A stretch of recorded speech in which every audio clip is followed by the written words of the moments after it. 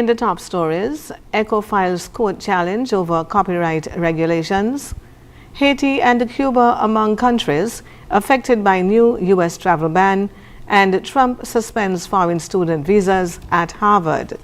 Welcome to the ZIZ Midday newscast. Today is Thursday, 5th June. I am Jasmine Thomas. The Eastern Caribbean Collective Organization for Music Rights, ECHO, has filed a legal challenge against the government of St. Christopher and Nevis over new copyright regulations. The Ministry of Justice and Legal Affairs recently declared that ECHO is not authorized to operate in the Federation, citing the copyright regulations that came into effect in December 2024. These rules require all collective management organizations to be approved by the Intellectual Property Office before issuing licenses. The ministry says ECHO has continued to operate without authorization, despite being given time to comply. ECHO argues the regulations are unfair and filed a judicial review, also seeking to suspend the law's enforcement. The government maintains it acted in good faith and urges the public to avoid unauthorized licensing entities. Citizens from across St. Christopher and St. Kitts gathered in a powerful display of faith and unity in the St. Paul's Kingdom Assembly on Wednesday, 4th June, for a special intercessory service marking the start of the 2025 Atlantic hurricane season. The event was held under the theme, "Though Storms May Come, God is Our Hope," and brought together people from all walks of life.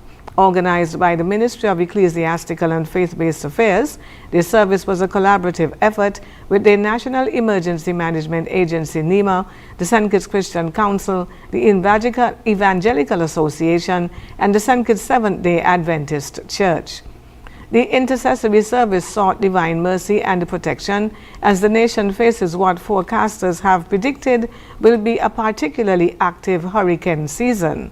It also underscored the vital role of spiritual resilience and community preparedness in times of uncertainty. Among those in attendance were several high-ranking government officials, senior government representatives, and members of the Royal St. Christopher and Nevis Police Force. St. Kitts and Nevis will host a two-day national workshop on marine litter prevention and plastic waste management next week. The event runs from the 11th to the 12th of June at CFBC's Poinciana Conference Room in Barstow. It is part of the Regional PROMA initiative, which brings together several Caribbean countries to tackle plastic pollution in the sea. Stakeholders from government, civil society, and the private sector will discuss ways to reduce marine litter and improve waste management systems. The project is funded by the German government and led by the UN Environment Program in partnership with the Department of Environment and CFBC. On the regional scene, the White House on the 4th of June announced sweeping travel restrictions targeting nearly 24 countries, including the Caribbean nations of Haiti and Cuba, under a new proclamation signed by President Donald Trump aimed at combating terrorism and enhancing national security. Citing common-sense security standards, the Trump administration said the move was necessary to limit the entry of foreign nationals who may pose threats to the United States. The proclamation follows Executive Order 14161, signed earlier this year, which called for a comprehensive risk assessment of foreign governments, screening, vetting, and identity sharing procedures. Haiti is one of 12 countries facing a full suspension of entry. According to a U.S. government assessment, Haiti's B1/B2 visa overstay rate was 31.38%. and the overstay rate for student and exchange visas, F, M, and J categories was 25.05%. The report cited the lack of a centralized cooperative authority in Haiti, the absence of adequate law enforcement information, and the recent influx of undocumented Haitian nationals as contributing to national security and immigration enforcement concerns. Cuba, meanwhile, is among 7 countries facing partial travel restrictions, specifically targeting immigrants and non-immigrants on the B1, B2, B1/B2, F, M, and J visas. The administration cited Cuba's designation as a state sponsor of terrorism, lack of cooperation in law enforcement information sharing, and a B1/B2 overstay rate of 7.69%, with a student exchange visa overstay rate of 18.75%.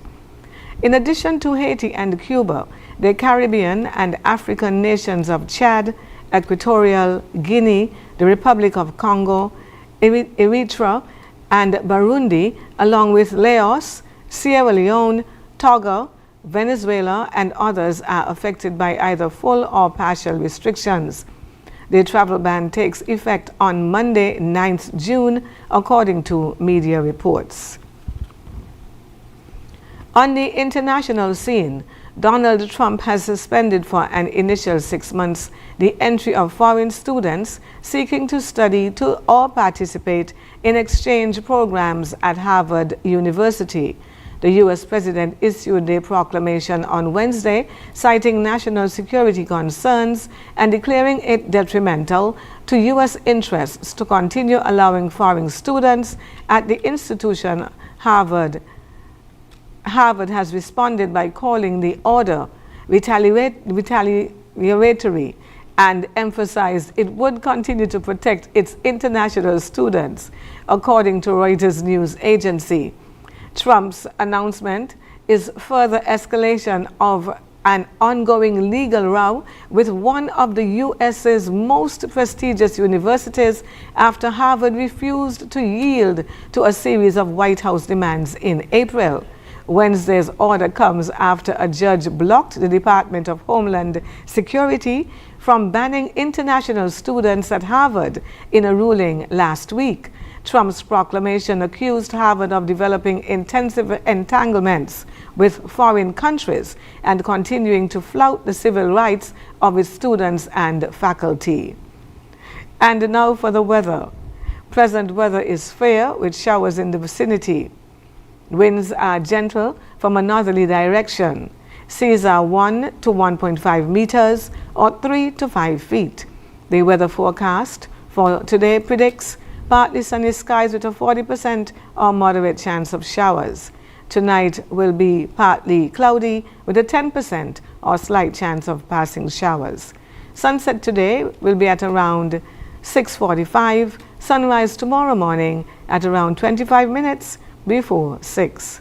That brings us to the end of the ZIZ Midday newscast. Join us this evening for these stories and more in detail. Thank you for tuning in. I am Jasmine Thomas. Grace and peace be multiplied to you.